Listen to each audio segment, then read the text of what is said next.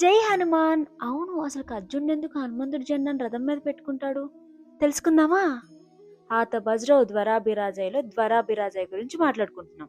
అర్జునుడు వనవాసంలో ఉన్నప్పుడు మార్కాండేయ మహర్షిని కలుస్తాడు. మహర్షి రామాయణం కథ చెప్తాడు. అర్జునుడికి మనసులో ఒక సందేహం మిగిలిపోయింది. శ్రీరాముడు అంత శక్తివంతుడు కదా, బాణాలతో ఎందుకు వంతెన కట్టలేదు, కోతుల సాయం ఎందుకు తీసుకున్నాడు అని అనుకుంటూ ఉంటాడు.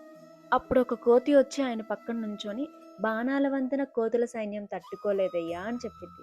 అర్జునుడు కొంచెం కోపంతో ఇంకా గర్వంతో, ఒక మంచి ధనుర్ధి అయితే తన బాణాలతో ఏదైనా సాధించగలడు, నేను కట్టగలను అని మాట్లాడతాడు.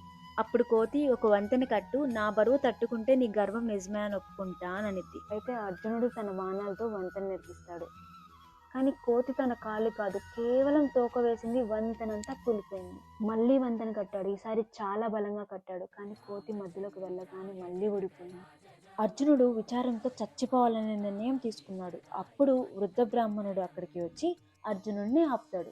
ఇద్దరి మధ్య తగాదా ఉంటే ఖచ్చితంగా ఒక సాక్షి ఉండాలి, నేను ఇప్పుడు ఆ సాక్షిని అవుతాను, మళ్ళీ ప్రయత్నించండి అని చెప్తాడు. ఈసారి అర్జునుడు చాలా శ్రద్ధతో వంతెన కట్టాడు. కోతి నడిచింది, గెంతింది, అయినా వంతెన తట్టుకుంది. కోతి మాయా రూపం విడిచి అసలైన రూపానికి వచ్చింది. అదెవరో తెలుసా? హనుమంతుడు. శరీరం పెద్దదిగా చేసి మహాశక్తితో గెంతుతున్నా వంతెన కూలలేదు.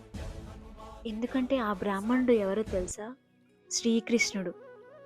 అర్జునుడికి శ్రీకృష్ణ రూపంలో దర్శనం, హనుమంతుడికి శ్రీరామ రూపంలో దర్శనం.